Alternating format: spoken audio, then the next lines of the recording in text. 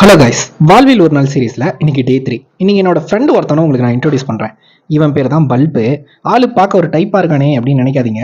பயங்கர பாசக்காரன். இங்கே சென்னை ரூமுக்கு வந்துட்டனாலே இவன் என்னை தேடி வந்துடுவான். சரி, எதுக்குடா இவனுக்கு பல்புன்னு பேர் வச்சிருக்கீங்க அப்படின்னு யோசிச்சிங்கன்னா, ஃபியூச்சரில் அப்போ தானே பிரைட்டாக வருவான். அதனால தான் பல்புன்னு பேர் வச்சிருக்கேன்.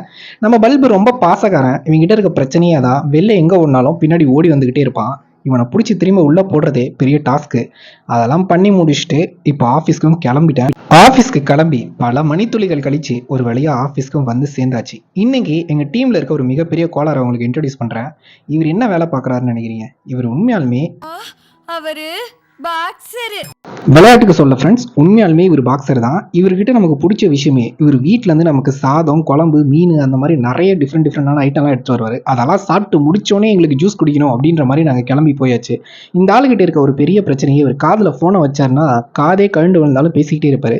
லாஸ்ட்டாக தான் வந்தார் விநாயக் அப்படின்ற மாதிரி வந்திருக்கவர் தான் நம்மளோட சுந்தரம் அண்ணன். ஆள் பார்க்க சாதுவாக இருக்காருன்னு நினைக்காதீங்க. அவர் கூட பேச்சு போட்டிங்கன்னா என்னது இவர் இப்படிலாம் பேசுவாரா அப்படின்ற அளவுக்கு நம்மளே ஆச்சரியப்பட வச்சிருவாரு.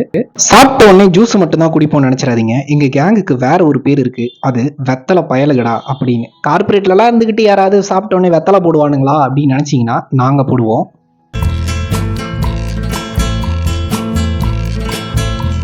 இன்னைக்கு வேற ஒரு இன்ட்ரெஸ்டிங்கான விஷயமும் நடந்தது. அது என்னன்னா, ஆஃபீஸ்க்கு வெளில ஸ்டால்லாம் போட்டிருக்காங்க, போய் பாருங்க சூப்பரா இருக்கும் அப்படின்ற மாதிரி சொன்னாங்க. என்னது ஆஃபீஸ்க்கு வெளில ஸ்டாலா, போய் பார்ப்போம் அப்படின்னு நாங்களும் கிளம்பி வந்துட்டோம்.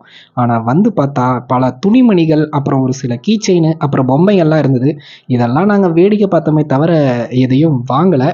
அதனால அந்த கடைக்காரங்களெல்லாம் எங்களை காண்டா பார்த்தாங்க. அது வேற விஷயம். நாங்க 2 பேரும் இப்படி நின்னுக்கிறோம், எங்களையும் வீடியோல போடு அப்படின்னு இவங்க 2 பேரும் சொன்னாங்க. அதை வீடியோல போட்டாச்சு. ஃபைனலா வீட்டுக்கு வந்தாச்சு. நெக்ஸ்ட் வீடியோல பார்ப்போம். பாய்.